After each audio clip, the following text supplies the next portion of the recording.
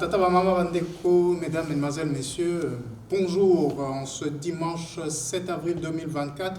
Merci de nous accueillir chez vous. Nous sommes ici sur le plateau de Horizon RDC, ce site que vous connaissez très bien, avec les analystes habituels. À ma gauche, le pasteur Bobo Koyamba de MPB TV. Pasteur Bobo, bonjour. Bonjour Patrick Hugo. Comment allez-vous en ce dimanche? Ça va, mais notre pays de Congo, depuis qu'on a lancé ensemble avec vous Bounangana, je vous rappelle que Bounangana est toujours entre les mains des Kagame. Merci. À ma droite, Cornelis Nlandou, de l'Agence congolaise presse et aussi rédacteur en chef de Onesha Africa, le magazine en ligne et papier. Très bien fourni. Cornelis, comment allez-vous? Ça va très bien, Patrick. Ça va. Voilà, ça fait quelques temps qu'on ne s'est plus revu. L'équipe technique est là, toujours à nous soutenir et à faire en sorte que vous ayez une très belle émission. Les sujets du jour, évidemment, c'est la nomination du nouveau Premier ministre, que dis-je, de la nouvelle Première ministre de la République démocratique du Congo. Nous vous parlerons également aussi de la sécurité en RDC et un homme influent qui a été arrêté, et l'ancien président de la République démocratique du Congo qui serait dans le viseur des forces armées de la République démocratique du Congo. Nous ne pourrons terminer cette émission sans parler de la commémoration du génocide au Rwanda, il y a de cela 30 ans.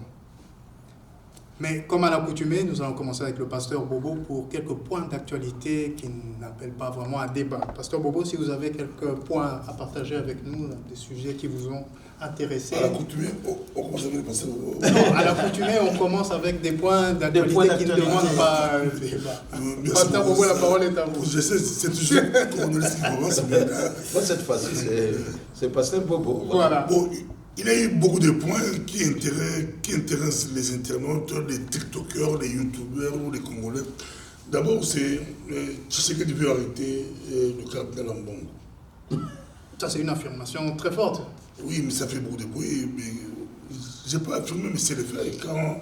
Quand Mouyaya, qui est ministre de l'Information, Démissionnaire. oui, il est là, Oui. qui déclare que Ambongo doit s'expliquer. Et si vous le savez, c'est que Ambongo a dit pendant la messe de Pâques, c'était un peu dur. Rappelez-nous quelques mots pour que tout le Le monde soit dans... Congo est très malade, le Congo est dans un état comateux. Le Congo, c'était un grand maître, un grand malade. Le Congo n'a pas d'armée, le Congo n'a rien. Et si aujourd'hui, les autres, les autres peuples de là, se rallient à Nanga, ça sert au lieu de le traiter de traître, il faut beaucoup plus comprendre pourquoi ils le font. Donc, il a voulu justifier l'action de Nanga et de sa bande. Et cela a choqué les gouvernements. J'ai vu un internaute qui a déclaré que si en France, un cardinal osait faire l'apologie du terrorisme, en tout cas, ça ne passera pas. Ah, ça nous rappelle un peu, M. Mobutu s'est démêlé avec un autre cardinal. Un autre point d'actualité. Donc, dans les milieux UDPS ou autres, il faut arrêter le cardinal Metz, ils vont oser. Ça nous rappelle un autre chef d'État. Voilà. Deuxième point, il y a beaucoup de points, mais moi j'ai beaucoup plus les points qui intéressent les internautes. Il y a un point avec l'intelligence artificielle, après Gianni et la Brune. C'est-à-dire le comédien Gianni, Comédien son âme repose qui en est paix. décédé en France. J'aime beaucoup quand vous expliquez. Moi j'ai un directeur aussi. Maintenant il y a Peniel et Mike Ambaye. Racontez-nous. Mike Ambaye c'est la star du gospel qui va jouer à Paris, Zénith, et qui va jouer aussi au stade de Martyr. Et son ex-épouse qui s'appelle Peniel, qui fait le buzz des réseaux sociaux. Et c'est là, malheureusement, ça intéresse les Congolais à un niveau qu'ils n'ont pas l'idée. Donc des milliers de Congolais, chaque soir, suivent l'histoire comme un match de football. Donc c'est des gens d'église. C'est déjà l'église, mais ça dépasse l'église, c'est plus l'église. On parle de moralité, d'immoralité. Un couple divorcé. Un couple divorcé et la femme veut. Le mari habite la capitale, au pays. La femme est américaine, mais la justice a donné les enfants à l'homme. Et de temps à autre, la femme revendique. Droit de visite. Et il y a l'intelligence artificielle qui entre en jeu. En faisant dire quoi à qui? Ils ont imité. Même notre... Haïti officier va nous mettre ça un petit extrait. Même notre Haïti a été... perturbé. Il n'a pas compris. C'était l'intelligence artificielle. On prend deux personnes, on leur fait des choses, on imite leur voix. Deepfake. Ça fait on dit buzz impossible. Donc c'est Kalamba qui parle, c'est... la dame là, c'était pas eux, c'était autre chose. C'est l'intelligence là-bas. Et on vous dit Congolais maintenant, il faut faire avec. Hein. Donc si vous voyez Patrick Yogo parler avec Tshisekedi, il faut... Vous comprenez. Ça pourrait ne pas être un deepfake. Ouais. Merci, Pasteur Bobo. Alors, nous allons passer tout doucement à Corneille Sinan. J'espère qu'il a des points aussi rigolos que ça à partager avec nous. Malheureusement, je n'ai pas de points rigolos. Nous allons sortir nos mouchoirs. Très sérieux, mais avant de passer à mes 2 points, je voudrais quand même revenir sur, entre guillemets, l'apologie du terrorisme. Attention, tel que Pasteur Bobo a expliqué le discours d'Ambongo concernant ce qui lui est reproché par Mouyaya et consorts. Ambongo ne fait pas l'apologie du terrorisme. Ambongo dit que notre pays va mal. Et il va en conclusion pour dire, quand les gens vont rejoindre la rébellion, il faut comprendre pourquoi ils le font. Il ne fait pas l'apologie. Il ne demande pas aux gens d'aller rejoindre. Il demande à Kinshasa de tirer les conséquences du fait que le Congo va mal.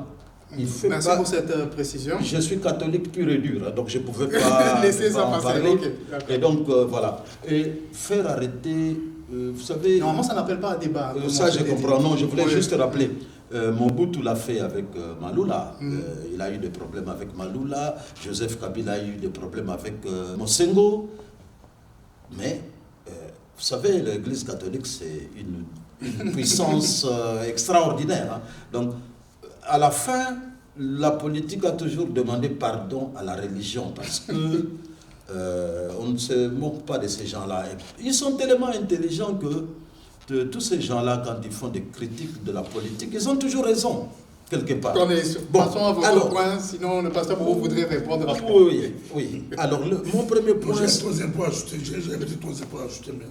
on va laisser Corneille sinon, parce que nous sommes aujourd'hui très limités sur le temps. Alors, mon premier point concernait la rencontre qui a eu lieu, que le président Tshisekedi a présidé à la cité de l'OIA hier samedi entre les Téké et les Yaka. C'est important quand même parce qu'il y a eu... Un conflit oublié. Oui. Il y a un conflit qui a débuté en 2022 entre les Téké et les Yaka, qui a incendié, qui a enflammé le Bandundu, mais également une partie du Congo central. On a parlé de phénomènes Mobondo et consorts. Et donc, hier samedi, les Téké et les Yaka ont signé un accord de paix devant le président de la République et le ministre de l'Intérieur. Ça, c'est quand même intéressant. Il y avait toutes les notabilités Yaka, les notabilités Téké de Kinshasa, du Bandundu.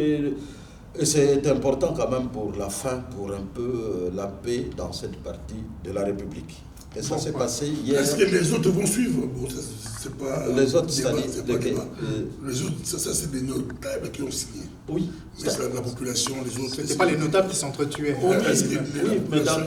Ils vont suivre notre question. C'est important de parler de la population qui va suivre. Parce que dans l'entretemps, quand il y a eu ce phénomène Mobondo, on a commencé à enrôler la population sans que la population ne sache ce qu'il y avait derrière.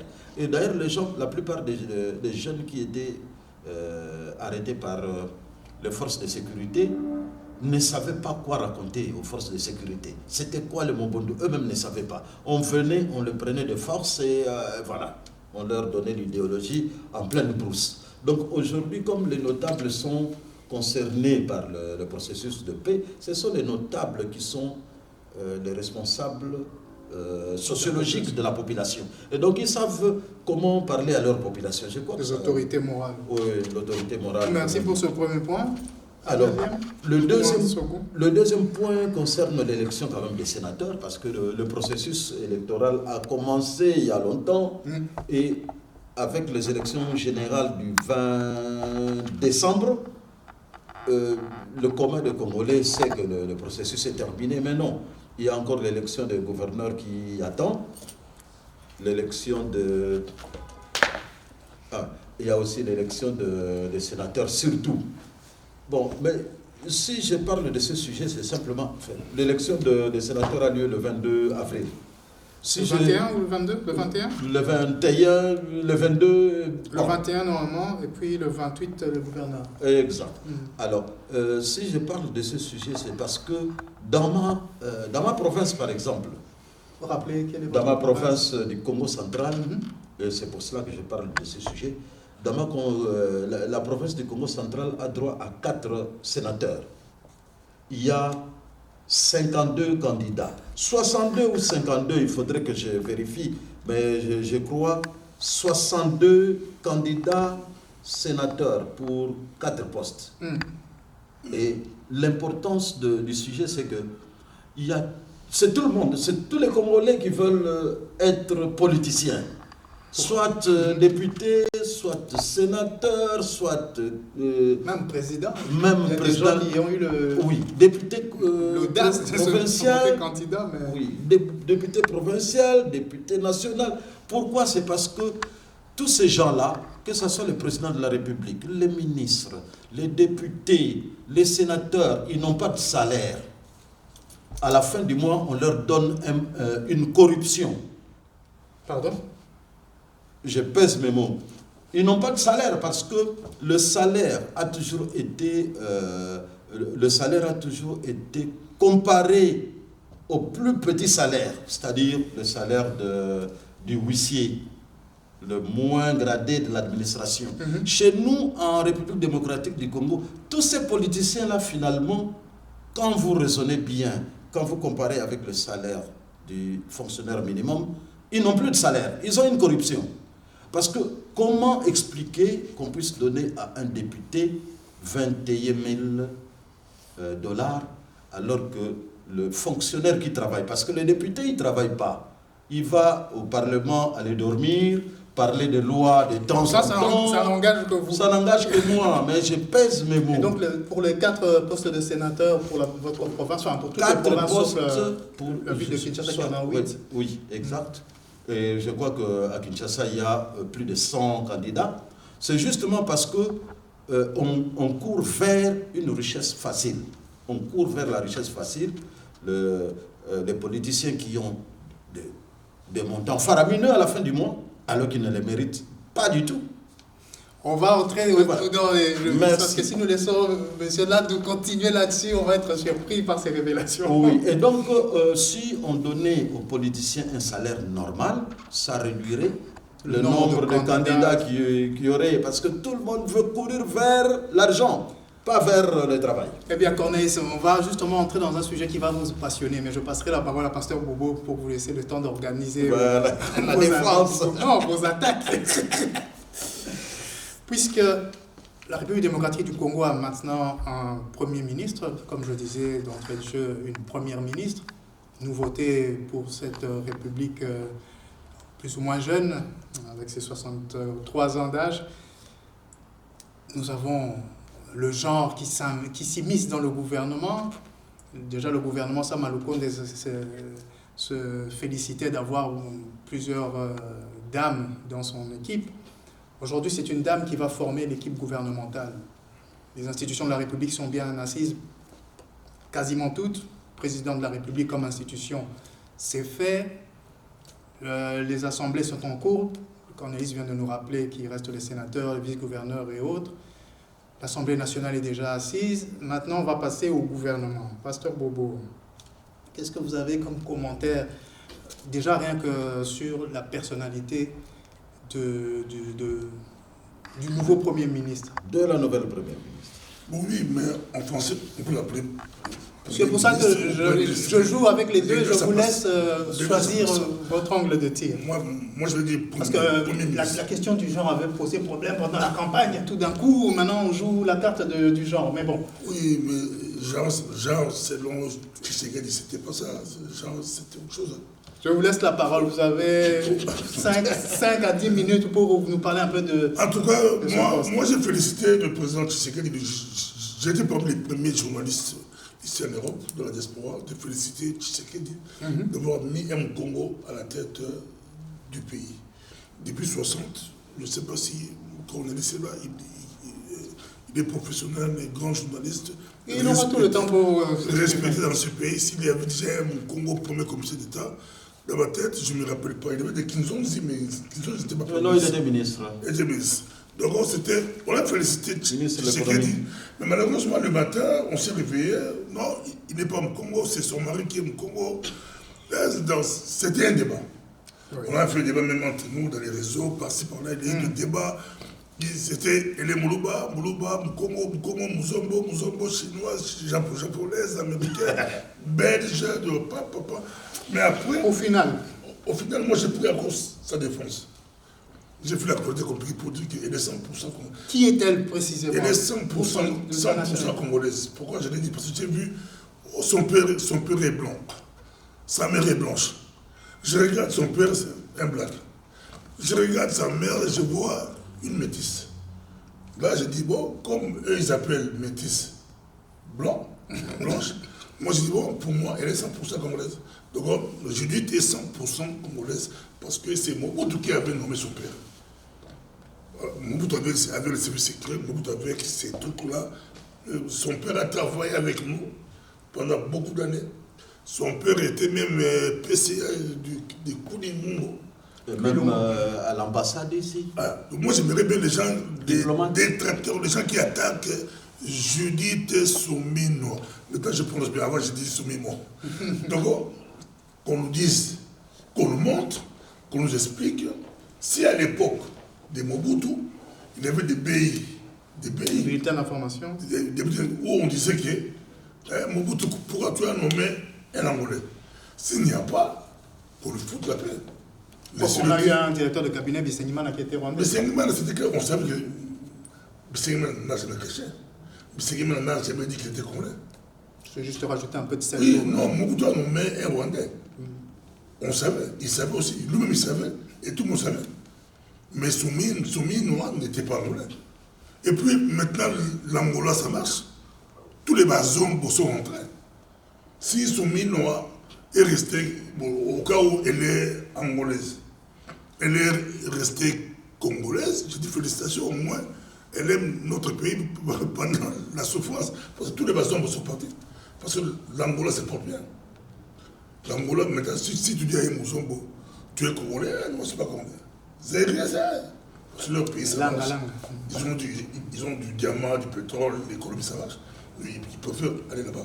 Qu'on connaisse avec ça. Donc pour vous, vous défendez... 100% congolaise, moi je vais juger Soumi Noir par rapport à son boulot, par rapport à son travail, pas par rapport à son sexe, pas par rapport à sa tribu, pas par rapport à sa couleur de sa peau. Moi, je vais la juger par rapport à son travail. Et on attend, elle va faire quoi? On nous raconte qu'elle a volé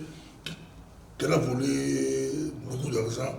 Je ne sais pas si c'est vrai. Bon, nous, on ne va pas rapporter ce qu'on ne sait pas vérifier. Non, on dit qu'elle était ministre du Plan. Oui, elle était ministre du Plan, effectivement. Ils ont détourné beaucoup d'argent de 145 territoires. Ça, on nous raconte. Mais qu'elle travaille, nous attendons ces mesures qui elle va nommer Premier ministre et non ministre. Et moi, je demande même à Tshisekedi de laisser cet homme travailler. Nous ne voulons pas voir Sama Lukonde bis. Parce que Sama Lukonde, c'était vraiment, on ne sait pas si on va se rappeler encore de Sama Lukonde. Heureusement, Soumi Noir a l'avantage que depuis qu'elle est venue, au départ, il n'y a plus de Nanda. On a oublié Nanda. Maintenant, c'est Somino. Merci, Pasteur Bobo, pour cette partie. Cornelis Landou, je me retourne vers vous maintenant. Lors de notre dernier enregistrement, nous avions évoqué la question des favoris Premier ministre. À notre grande surprise, le nom de la Première ministre nommée maintenant, il y a quelques jours, revenait et vous aviez fait cette analyse statistique, disons, que très souvent, le nom qui revient le plus souvent avant la nomination, ce nom-là, à plus de 80%, ne sera pas retenu. Eh bien, le président de la République vous a peut-être entendu, a voulu jouer autrement en choisissant quelques 10% là pour prendre comme Premier ministre le nom qui revenait déjà. Parce que je vous avais parlé de Gabriel Attal, on entendait son nom et puis il a bien été nommé Premier ministre. Vous dites, mais il y a peu de chances qu'elle le soit. Qu'est-ce que vous pouvez nous dire là-dessus, au-delà de tout ce que vous pouvez encore commenter sur la personnalité de l'ancienne ministre du Plan, Première ministre aujourd'hui? Oui, Patrick, merci beaucoup. Mais c'est vrai que moi, personnellement, j'étais de cet avis-là. Oui, tout à fait. Mais ça se tenait statistiquement. Oui, statistiquement, oui. Parce qu'en fait, il y avait déjà beaucoup de bruit qui avait couru autour du nom de la personne qui allait être nommée Premier ministre. Et le nom le plus cité était celui de Judith Souminois. Il y avait également d'autres noms. Il y a aussi Notre-Dame. Mais comment vous saviez? Non, c'est je ne sais pas, les réseaux sociaux. Là, c'était pour des personnes, mais vous, dans l'émission, vous étiez clair ici que c'est Judith. Non, plutôt moi, je n'étais pas clair. Je disais qu'elle ne sera pas Première ministre parce que justement son nom a été trop cité. Non, c'est moi qui regarde la vidéo. C'est moi qui avais dit que comme on a cité son nom, d'accord. On va voir ça. Laissons la parole à Cornelis. Mais de toute façon, moi, je me disais que son nom avait été tellement cité que le président de la République allait surprendre les gens. Ne pas la nommer, plutôt. Parce que mais la surprise est maintenant c'est le contraire. Maintenant, il est nommé. Et puis les premières fois. Malgré que son nom avait été abondamment cité, c'est elle, Judith Souminois, qui est nommée. Moi, personnellement, je n'ai pas été surpris. Quelle est la stratégie derrière ça, selon vous? Aucune stratégie, mais je crois que... C'est une question de compétence, une question du genre. Le pasteur Bobo dit que ça n'a rien à voir, il faut la laisser travailler, c'est tout. Oui, il faut dire d'abord que la nomination de Judith Souminois est une nomination historique. C'est la première fois dans l'histoire du pays qu'on a une dame chef du gouvernement. Ça, c'est de un. De deux, il faut dire que c'est pas une dame quelconque. Elle a été... c'est pas historique. Premier ministre. Une dame. C'est pas historique. Une dame. Premier ministre. Décliner. Comme Premier ministre, c'est pas historique. Je disais qu'une dame Premier ministre, c'est ça l'élément historique. Il faut dire aussi que le premier président de la République de notre pays est du Congo central. Et la première fois qu'on nomme une femme, une première ministre, c'est également du Congo central. C'est ça l'élément. C'est pour ça que Pasteur Bobo insistait, parce que oui, mais bon. Il sollicitait votre mémoire sur les différents premiers ministres que la République a connus. Oui, il y a eu un premier ministre, Cyril Adoula, mais je ne sais pas s'il est du Congo central. Je crois oui. Cyril Adoula était premier ministre. Hein? Mais je crois que c'est du Congo central aussi. Google va un peu vérifier. Oui, oui, mais je disais qu'en dehors de tout ça, en dehors de tout cet élément historique, il faut savoir que Judith Souminois a été ministre d'État au plan. Et l'élément central du premier mandat du président de la République, qui va d'ailleurs être reconduit, cet élément central-là, dans le second mandat, et le programme de 145 territoires. Et il faut dire que c'est Judith Souminois qui a été le cerveau moteur de ce programme, qui a produit beaucoup de fruits. Il était prévu dans ce programme qu'on puisse faire des infrastructures de qualité dans les localités, dans toutes les provinces, mais alors à la base. et assurer ainsi les développements. Si vous allez à Yakoma, il n'y a rien. À Yakoma, Badolité, autres, en Bandaka, il n'y a rien. Oui, alors, ça pour les quoi, je ne sais pas. Alors, le programme avait comme objectif d'assurer le développement du pays par la base. Évidemment, les 145 territoires se retrouvent dans toutes les provinces. Il n'y a pas encore les réalisations dans toutes les provinces. Il n'y a pas encore des réalisations dans tous les 145 territoires.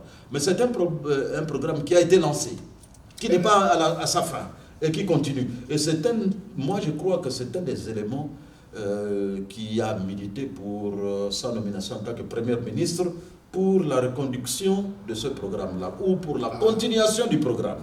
Donc, selon vous, les objectifs qui seront sur le bureau de notre nouvelle Première ministre seront surtout le développement par la base. Et il y a beaucoup de chances que ce soit par là que ça va se passer. Exact. Donc, des actions sociales, des infrastructures sociales, éducation, santé, etc. Oui, je crois que l'élément principal du second mandat du président va être réalisation. Le bonheur du Congolais, local, à la base. Et je crois que Judith Soubine va continuer à impulser ce programme-là qui a été débuté, mais qui n'est pas à la fin, qui n'est même pas encore à sa moitié, parce que... Tout à fait, c'est vraiment... Oui, c'est pas embryonnaire, mais vraiment on n'est pas encore... Oui, parce qu'il y a eu réception de 930 constructions, je crois, que ce soit des bureaux, bureaux des administratifs locaux, que ce soit des écoles, que ce soit des centres médicaux, mais... C'est très minime. Je ne vais pas dire anecdotique, mais vraiment c'est encore au tout début. Oui, c'est encore au tout début parce qu'à la fin, il y aura plus ou moins 2000 constructions. Et donc, on est encore au début, même pas encore à la moitié de ce programme-là. Merci beaucoup, Cornelis. Pasteur Bobo, je vais me retourner vers vous, juste pour conclure sur la question de la nouvelle Première ministre. S'agissant des objectifs, tout à l'heure vous aviez commencé en parlant des objectifs, vous voulez la voir travailler, savoir ce qu'elle va faire, etc. Cornelis nous donne déjà une piste. Il dit elle était ministre du Plan, elle s'occupait du programme de développement des 145 territoires. Ces objectifs seraient quelque chose dans ce sens-là. Le social. Mais vous, comme analyste, vous qui êtes tout le temps sur les réseaux sociaux, etc., donc qu'est-ce que vous ressentez? Quels seront les objectifs prioritaires?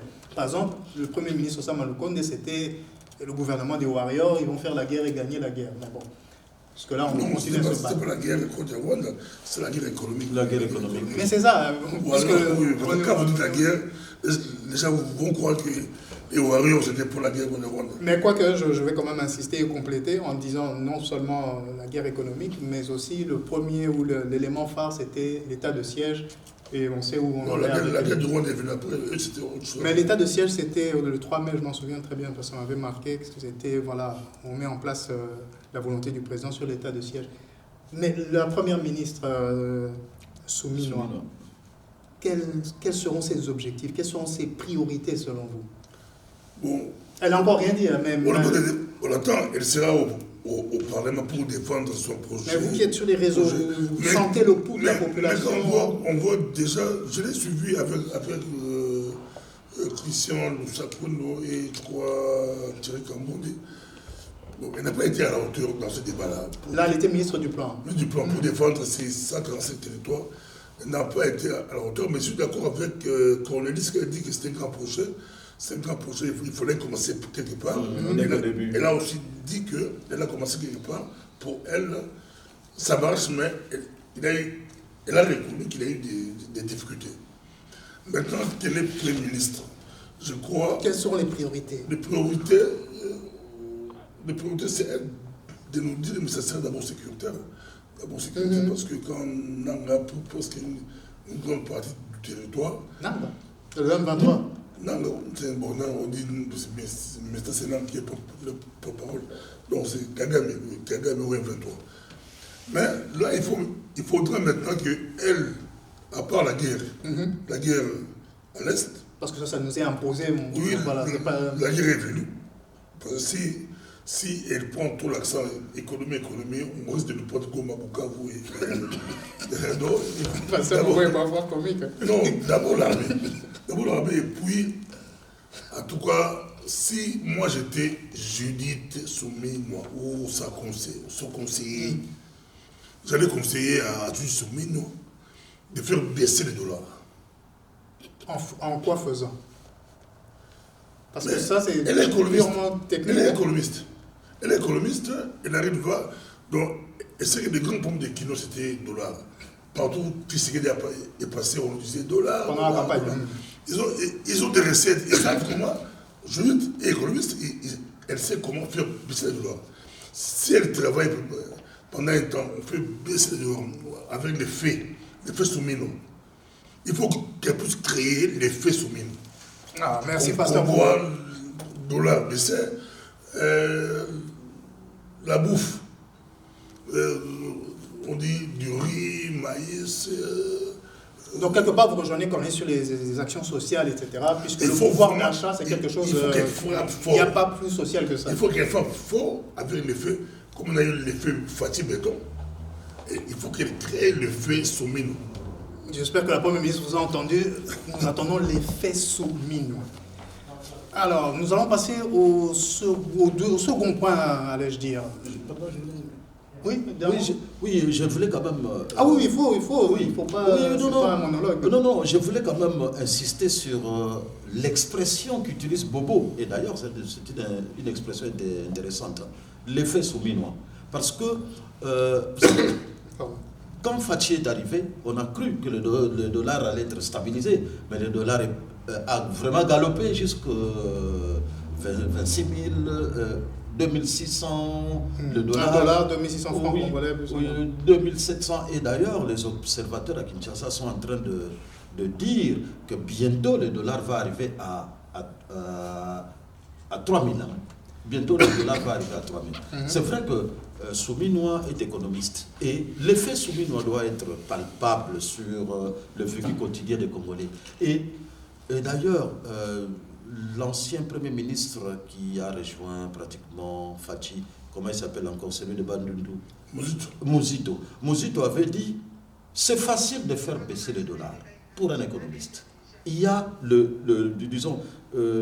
la première technique, c'est la Banque nationale qui doit... La Banque centrale qui doit financer le franc congolais. C'est-à-dire injecter des dollars, puisqu'il y a un certain... il y a une certaine trésorerie, injecter le dollar sur le marché congolais pour que le franc congolais puisse avoir de la valeur. Parce qu'aujourd'hui, c'est le contraire. Parce que la Banque centrale a une trésorerie. Et cette trésorerie peut être utilisée pour financer le franc congolais en injectant le dollar. Et aussi, Muzito en parle dans une des interviews, mais si vous donnez, j'en ai parlé dans un de mes sujets, si vous donnez aux politiciens un salaire de corruption, mais vous êtes en train de détruire votre économie. Ça fait, l'effet sur le franc congolais est visible. C'est-à-dire qu'il y a trop de francs congolais sur le marché. Oui, vous donnez trop d'argent aux politiciens qui vont distribuer, il y a trop de francs congolais sur le marché. C'est normal que le franc congolais puisse être utilisé aujourd'hui comme du papier hygiénique. Merci. Nous allons alors passer au deuxième point, au second point, c'est selon, sur la question de la sécurité. Horizon RDC, on n'a jamais passé une émission sans parler de la sécurité. On pourrait évoquer plein de perspectives, plein d'angles sur cette question de la sécurité, mais aujourd'hui, on va se focaliser sur, et le pasteur Bobo l'a effleuré, l'Alliance du fleuve Congo. Cette organisation dirigée par l'ancien président de la Commission électorale nationale indépendante, M. Corneille Nangaa. Nous avons appris qu'un influent membre de cette alliance a été appréhendé.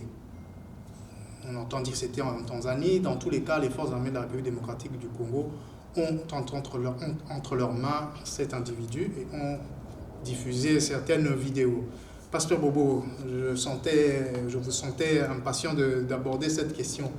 Dites-nous un peu plus de ce qui est en train de se passer, puisque tout ça est finalement lié avec ce que le cardinal avait dit, et un peu avec l'ancien chef de l'État, le président Kabila. Qu'est-ce qui se passe? Non, le cardinal s'est avancé de la PAC. L'histoire, c'est récent. Non, par rapport au terrorisme et tout ça, puisque Oui, pourquoi les gens vont de l'autre côté? Alors pourquoi les gens vont de l'autre côté? Moi, j'ai condamné. Moi, je condamne le traitement. Parlez-nous alors. Selon le cardinal, il est clair que le pays va mal. On ne partage pas bien les gâteaux, les autres ne se retrouvent pas. C'est le cardinal et qui vont là-bas. Mais moi, je condamne parce que ils pouvaient, si vous ne vous retrouvez pas, oui, c'est tout le monde qui ne se retrouve pas. Mais on ne prend pas les armes quand même. Voilà, parlons-nous. On a combattu Sida. Parlez-nous donc de cet individu qui a été appréhendé. Qu'est-ce qu'il veut? Qu'est-ce qu'il nous dit? Oui. Avant d'y arriver, d'abord, moi j'ai lancé l'appel à la diaspora. Moi je condamne tous ceux qui vont aller chez Nanga. Parce que Nanga égale le Rwanda. Il faut qu'on puisse être clair. On a fait beaucoup de marches, on a filmé, on a fait beaucoup de reportages. Moi je refuse qu'on puisse nous appeler encore demain. Si Nanga arrivait à Kinshasa, qu'on puisse nous appeler, Bobo, viens filmer contre le Kagame au pouvoir, Kagame. C'est le moment. C'est le moment. Ne faisons pas les jeux. On refuse à personne d'être contre Tshisekedi, mais on ne vous encourage pas d'aller vers Nanga. Il faut rester démocratique, mais combattre Tshisekedi, c'est votre droit, par des marches. Mais personne ne vous autorise d'aller vers les Rwandais. Et que demain, vous puissiez nous appeler, nous de la diaspora, aller marcher pour vous. Mais si merci pour cette mise au point. Si on prend ces dossiers-là, c'est triste.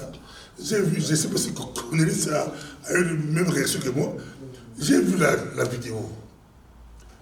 Donc, mettez-nous dans le cadre. Qu'est-ce qui s'est passé sur la vidéo? Les FARDC ont arrêté Eric Mkuba. On dit qu'il est stratège de Nanga. Bon. Un gars très influent. Ils ont convoqué la presse, ils ont balancé moi j'aime l'anglais, release, ils ont balancé la vidéo. Et dans la vidéo, on voit un monsieur assis, il n'est pas torturé, il n'est pas menacé, il n'est pas menotté, il est assis correctement. On lui pose des questions. Il répond aux questions, mais quand il cite des noms, ça m'a dit, quand il cite des noms, il oublie. Il a oublié plusieurs noms. Exemple, il dit, on était avec, bon, je ne vais pas citer non, ici, parce que on dit, l'ancien. exemple, Luka, on dit Romelu, comme Vincent compagnie. Au lieu de le laisser lui-même, on l'aide pour qu'il. On l'aide pour balancer des noms. Qu'est-ce que ça vous a fait? C'était pas comme une comédie, c'était. Et je me suis posé la question, je dis bon, soit les services, parce que les services aussi nous regardent, soit les services sont assez professionnels, ils ont. Soit il y a deux choses, soit c'est des vrais amateurs, ou soit c'est des professionnels. Ils ont arrêté la personne, ils ont présenté la personne, soit par amateurisme, soit par professionnalisme. Si c'est par professionnalisme, ils savent ce qu'ils cherchent.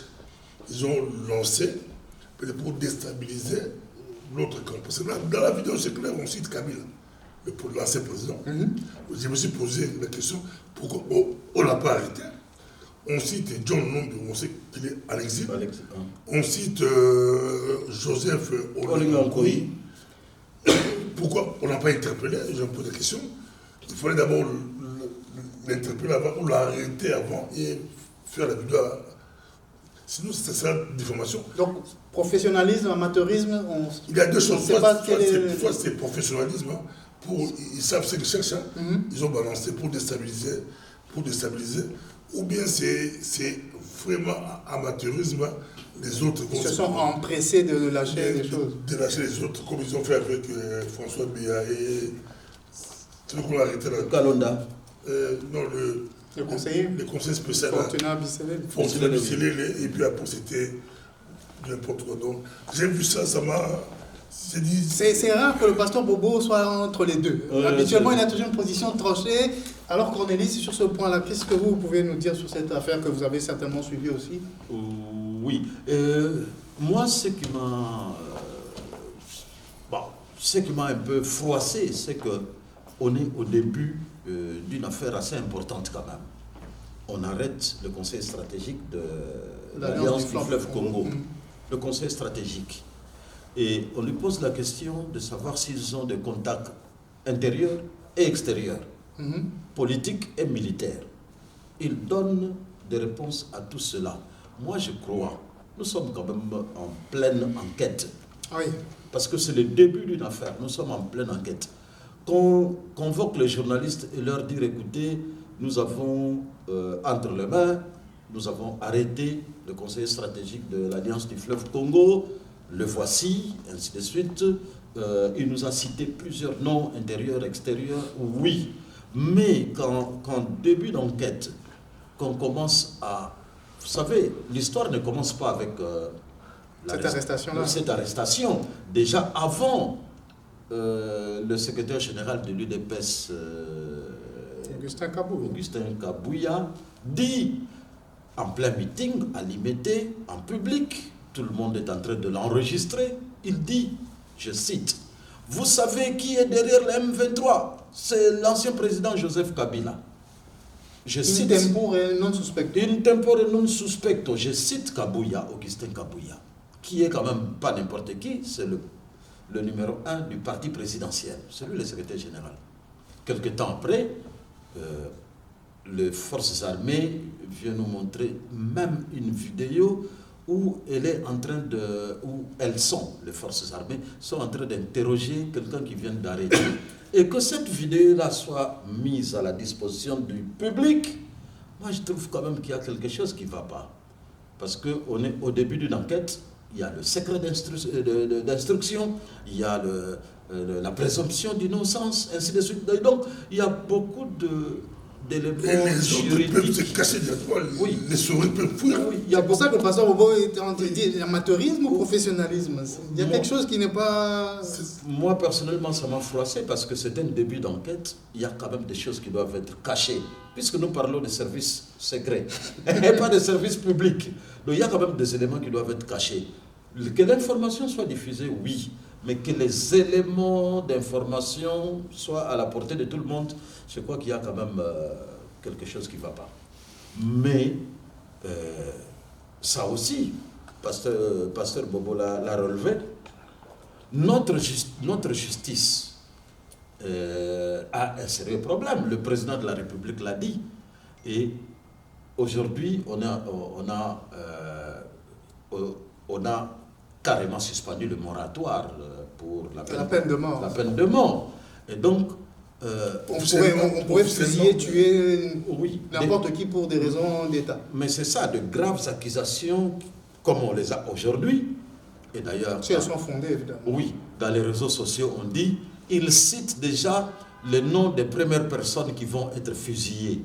Donc vous comprenez. Donc notre justice... J'espère que ça ne sera pas au stade des martyrs. Oui, notre justice a déjà un problème. Le président de la République l'a dit. Et maintenant, avec la suspension du moratoire de la peine de mort, c'est comme si on donnait un fusil d'assaut à un enfant d'école primaire. Il risque d'avoir des dégâts. Oui, il risque d'avoir des dégâts, et même des dégâts collatéraux, parce que la justice est d'abord à problème. Vous lui donnez encore un char d'assaut pour tuer les gens, alors qu'il faut d'abord régler le problème de la justice. Et même, vous l'avez remarqué, le pasteur Bobo l'a dit, les FARDC citent des personnes. La justice ne bouge pas. Alors que le premier réflexe de la justice, c'est de traquer l'infraction. Les FARDC citent des personnes, c'est qu'il y a eu des infractions. Et la justice doit traquer ces infractions-là. La justice n'a rien fait jusqu'à aujourd'hui. Donc on pense plus sur l'amateurisme que le professionnalisme, à vous entendre. Oui, normalement oui. J'espère que les services nous suivent et que le ministère de l'Intérieur et voilà, les autres savent ce qu'ils font. Nous l'espérons, nous le souhaitons, parce que ce pays n'a que trop souffert. Oui, que personne ne soit arrêté jusque-là, alors que des noms sont cités. Il y a un problème quelque part, hein, soit du côté des forces armées, soit du côté de la... Mais... Voilà. Ces gens-là, pour leur honneur, ils sont mal perçus, on les regarde autrement, on le voit. Ils sont salis sans pour autant être accusés et condamnés. Voilà, puisque tout le monde est présumé innocent jusqu'à... Tout le monde est présumé innocent. Être prouvé autrement. Je sens qu'aujourd'hui, les gens ne sont... Les analystes, il y a un souci. On n'apprécie pas trop ce qui se passe. Il y a quelque chose qui n'est pas normal. Nous allons suivre ça de très près. Ambongo a dit que rien n'est normal. Et je rappelle, comme le pasteur Bobo l'avait dit, que Bounagan est toujours entre les mains des rebelles, puisque c'est depuis le 13 juin 2022 qu'ils ont ce territoire. Ce qui fait à ce jour 664 jours. Ça fait 1 année, 9 mois et 25 jours. C'est quand même énorme. Nous allons passer au dernier point qui concerne la commémoration du génocide. Moi je dis du génocide rwandais. Certains disent le génocide des Tutsis. Mais je vais passer la parole à Pasteur Bobo qui nous fasse peut-être la distinction. Est-ce qu'il y a eu le génocide simplement rwandais ou il y a eu le génocide des Tutsis? Est-ce qu'il y a eu le génocide des Hutus et Tutsis? Est-ce qu'il y a eu le génocide des Aïwas de l'époque, des Tutsis et des Hutus? Finalement, qu'est-ce qui s'est passé au lendemain de l'assassinat du président Habyarimana et son du président burundais? Oui, moi je me rappelle exactement, j'étais à Bruxelles ce jour-là. J'étais à Bruxelles, j'ai fait la communication dans ma classe. J'avais aussi des Rwandais dans ma classe.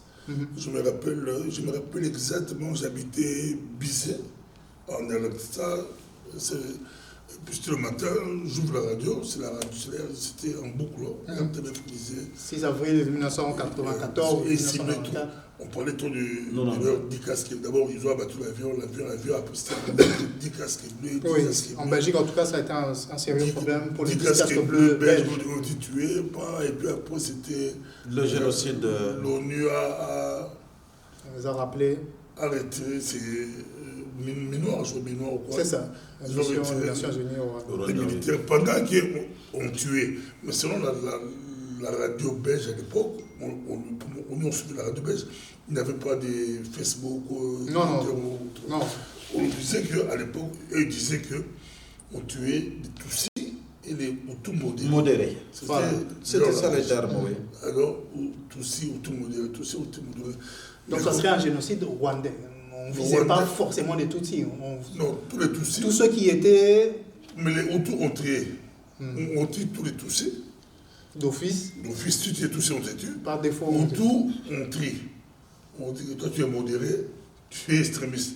Sinon les Belges, on ne sait pas, nous on n'était pas là-bas. Donc ça a continué et les grandes puissances ont cédé. Aujourd'hui, on suit Macron qui accuse un pays africain, qui accuse le pays. Il n'a pas cité, il dit que même les pays africains étaient complices. Nous, on voit directement que Macron accuse le Zaïre des Mobutu, les Congo des Mobutu. Macron nous accuse. C'est une histoire un peu compliquée.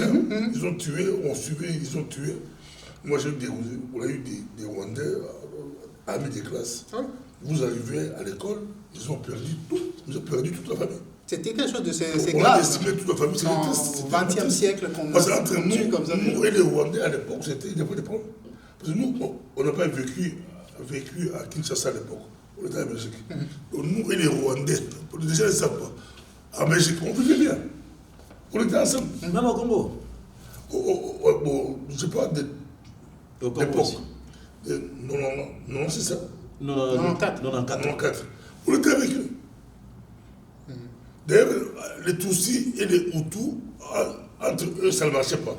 Mais les Tutsis aimaient être avec nous. Oui. On avait des amis Tutsis et des amis Hutus. Donc on était avec eux très bien. C'est lui qui a pourri durant des années avec Kabila et papa. Quand Kabila a pris le pouvoir à Kinshasa, plus tard que ça s'est envenimé. Et comme ils ont trahi leur Kabila.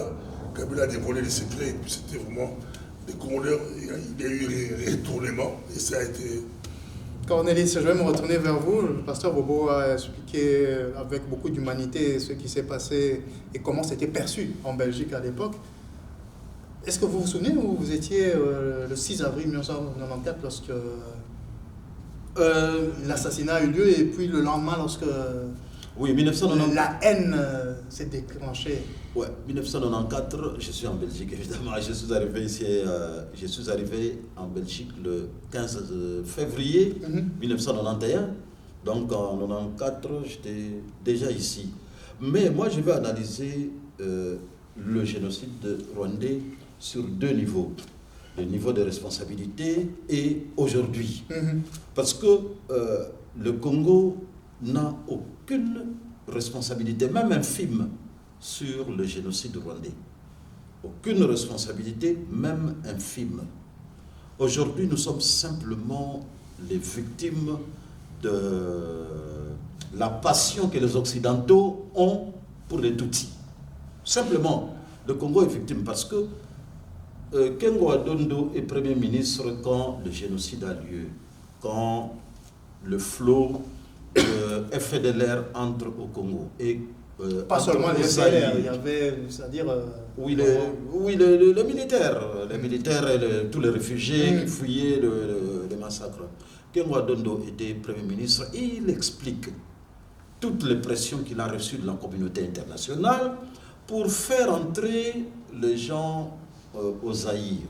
Et aujourd'hui, nous sommes victimes de cette pression de la communauté internationale. C'est pour 30 ans après, toujours? Toujours victimes parce que aujourd'hui, les Congolais qui avaient peur, depuis qu'ils sont entrés en RDC, il y a eu 2 attaques avant qu'il y ait une action d'envergure. Les FPR, le Front Patriotique Rwandais, ont attaqué l'est du Congo pour raser les camps de réfugiés rwandais, les réfugiés Hutus. Ils ont attaqué pour raser les camps. Ça a été fait. Et la deuxième attaque, comme ils ont vu que l'armée zaïroise était impuissante, que l'armée zaïroise était une armée de pacotille, ils sont rentrés et sont revenus en 1996 avec un mouvement qu'ils ont appelé l'AFDEL.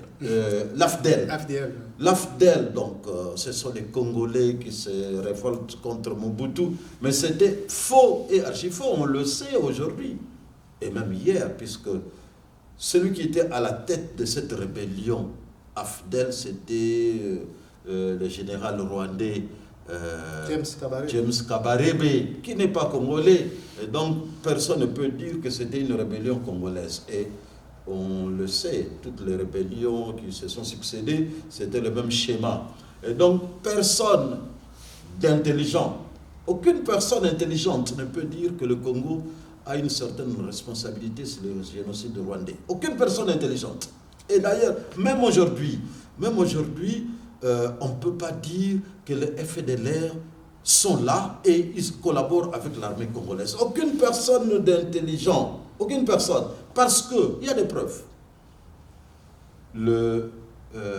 Depuis 1996, l'Est de la République est occupé par le Rwanda, on le sait. D'abord avec James Kabarebe, aujourd'hui avec les M23. Ils n'ont jamais trouvé un seul élément FDLR. Et d'ailleurs, les FDLR, aujourd'hui, s'ils doivent exister, ils ont quel âge? Voilà, depuis 1994 qu'ils sont entrés. Et donc, aujourd'hui, personne ne peut dire que nous avons une certaine responsabilité, même aujourd'hui, parce que Joseph Kabila leur avait même autorisé d'entrer au Congo pendant un certain moment. C'était en 2000. Kamer était président du Parlement. Les forces rwandaises d'entrer, de traquer les FDLR. Ils sont entrés. Hein. Et d'ailleurs, Kamer a eu des problèmes. Il a démissionné du Parlement. Et il y a eu après toutes les rébellions, les M23 et consorts, mais ils n'ont jamais traqué les FDLR. Donc le Rwanda à l'Est est venu voler les richesses congolaises. Donc on ne peut pas dire que... Mais voilà. Et aujourd'hui, ce qui est intéressant de souligner, c'est que depuis longtemps, malgré nos 10 millions de morts, depuis longtemps, les Congolais avaient peur de prononcer le mot génocide. Mais aujourd'hui, on sait que le génocide congolais est une réalité. Il existe, oui. Donc, Exactement. on C'était est juste le point génocide à Des l'Est. jeunes qui en parlent. Et je voudrais terminer De par plus en là. plus.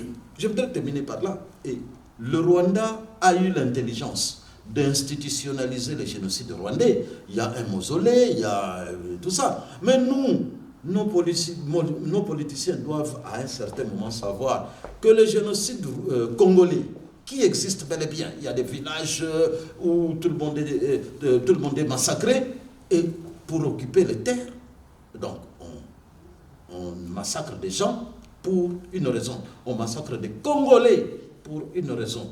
C'est ça le début du génocide. Et donc, nos autorités doivent savoir que nous devons parler de notre génocide congolais avec des mausolées, avec ainsi de suite.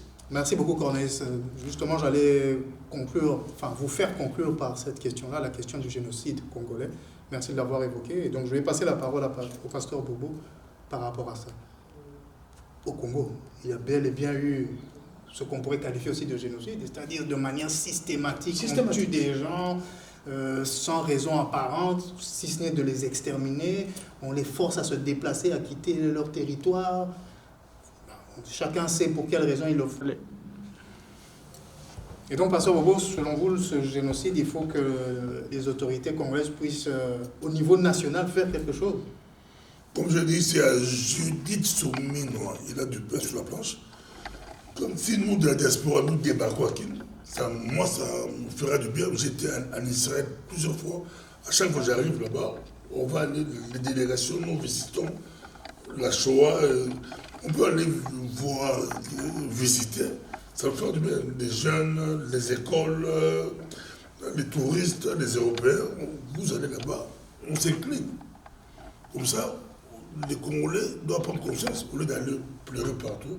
Bon, aller porter la chose, c'est aussi. Ça, c'est autre chose, c'est diplomatique. C'est aussi bon. Mais au niveau du pays. Au niveau du pays. Merci beaucoup, pasteur Bobo. Je tenais à remercier l'équipe technique avec notre IT officer qui est toujours aux manettes pour que nous puissions vous offrir ce service de manière le plus qualitative possible. Je remercie Cornelis Landou de Onesha Africa, le pasteur Bobo Koyamba de MPB TV. Nous vous invitons toujours à aller sur notre site horizonrdc.com pour voir les dernières nouvelles et les actualités. Et je n'ai plus qu'à vous souhaiter paix chez vous et à nous revoir très bientôt.